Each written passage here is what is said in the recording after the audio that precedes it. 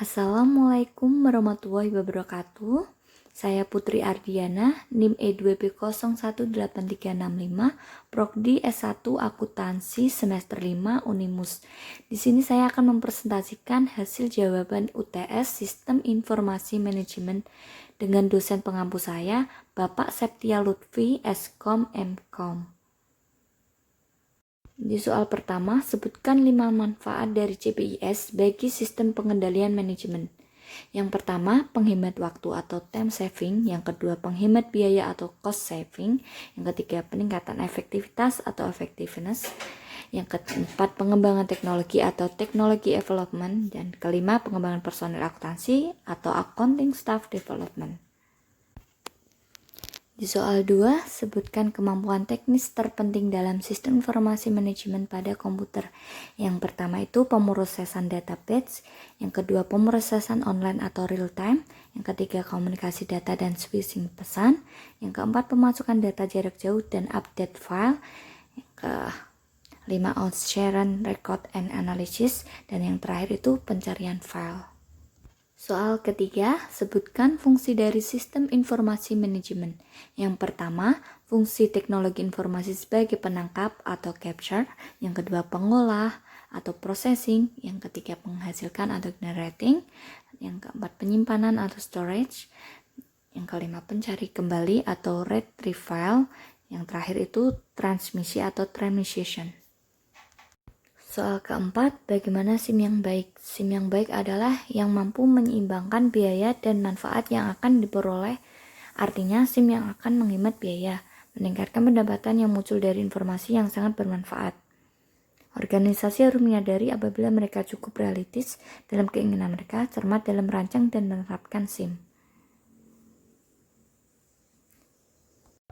Soal kelima, apa kelebihan dan kekurangan SIM?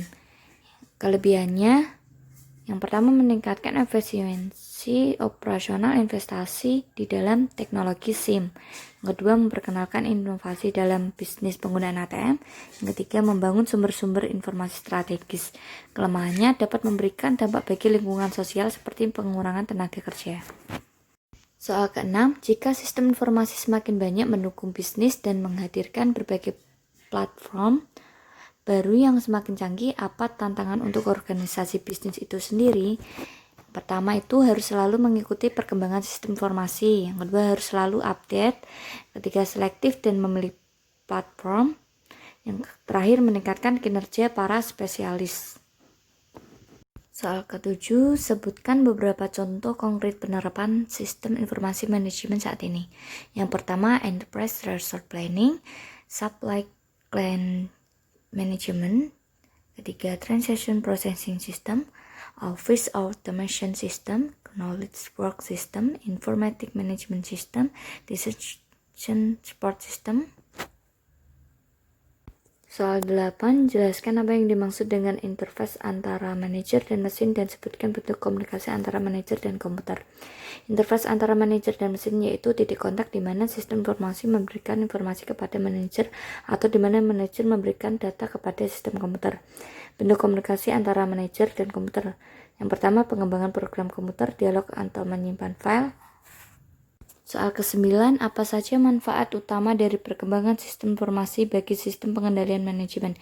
Yang pertama, penghemat waktu atau time saving, kedua penghemat biaya atau cost saving, yang ketiga efektivitas atau effectiveness, yang keempat pengembangan teknologi atau technology development, yang terakhir pengembangan personil akuntansi atau accounting staff development. Soal ke-10, sebutkan apa saja keunggulan dan kelemahan dalam pemakaian pengolahan data atau komputer. Keunggulannya yang pertama proses pengolahan yang cepat, tingkat akuransi informasi yang dihasilkan cukup tinggi, efisiensi sumber daya manusia, kemudahan berinteraksi dengan penggunanya. Kelemahannya sistem analisis dan programmer tidak memiliki pemahaman tentang proses manajemen organisasi. Soal nomor 11, jelaskan manfaat SIM untuk suatu perusahaan. Yang pertama itu meningkatkan efisiensi operasional, yang kedua memperkenalkan inovasi dalam bisnis, yang ketiga membangun sumber-sumber informasi strategis, dan yang terakhir mendukung pengambilan keputusan manajerial.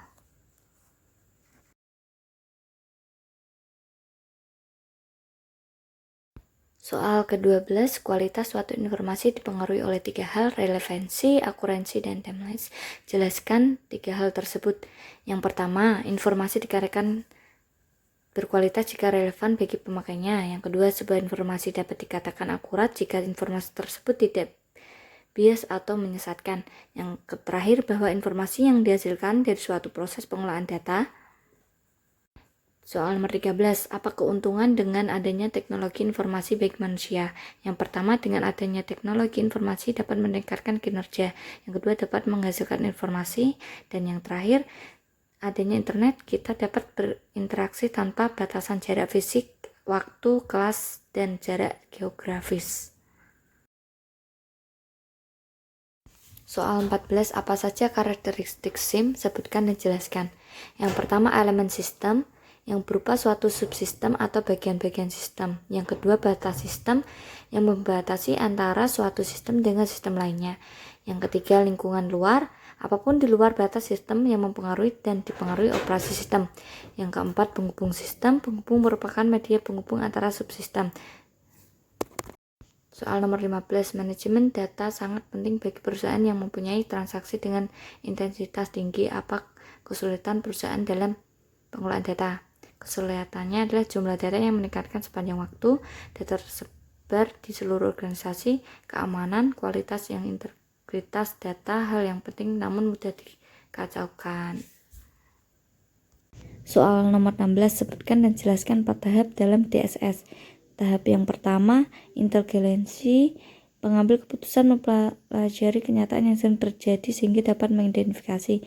Tahap kedua, desain, untuk pembuatan model. Yang ketiga, cuaca sebagai aksi dan pilot.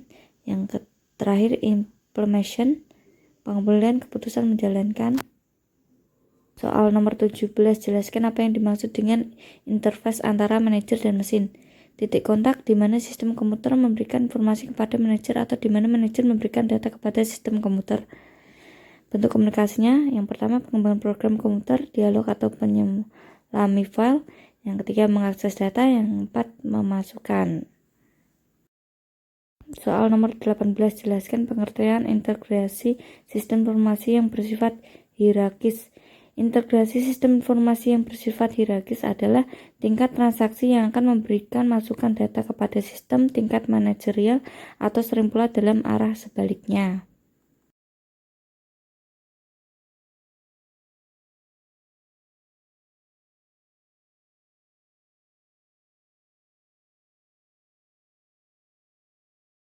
Soal nomor 19, sebutkan dan jelaskan apa penyebab banyak organisasi yang gagal membangun SIM. Yang pertama, kurangnya organisasi yang wajar. Yang kedua, kurangnya perencanaan yang memadai, kurangnya personil yang handal, kurangnya partisipasi manajemen dalam bentuk keikutsertaan para manajer dalam merancang sistem. Nomor 20, gambarkan dan jelaskan proses-proses manajemen. Di sini ada gambar, diperhatikan ya. Yang pertama ada planning, organization, leading, dan controlling.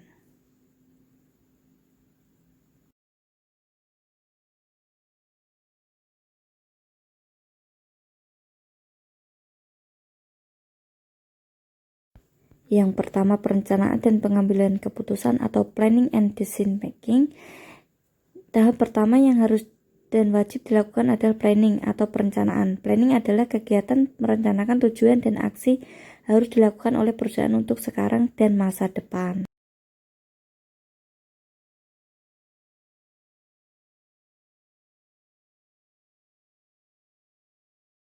Yang kedua, pengorganisasian atau organizing. Setelah planning dibuat, maka selanjutnya adalah pengorganisasiannya. Organizing adalah proses pemberian tugas kepada sumber daya manusia yang ada.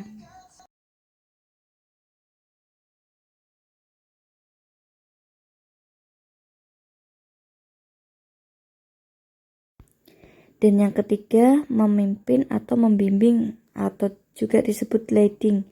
Ketiga adalah kepemimpinan. Jika pemimpinnya tidak kompeten, maka sebagus apapun karyawan tidak bisa menampilkan perform terbaik.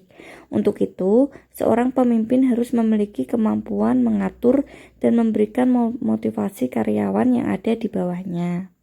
Dan yang keempat, pengendalian atau controlling. Terakhir adalah controlling. Dalam tahap ini juga dilakukan proses evaluasi yang menyeluruh.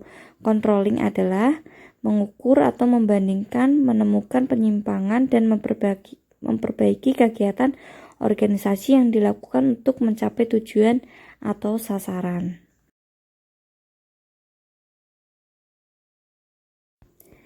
Cukup sekian presentasi dari saya. Mohon maaf apabila ada salah kata dan semoga bermanfaat. Terima kasih. Wassalamualaikum warahmatullahi wabarakatuh.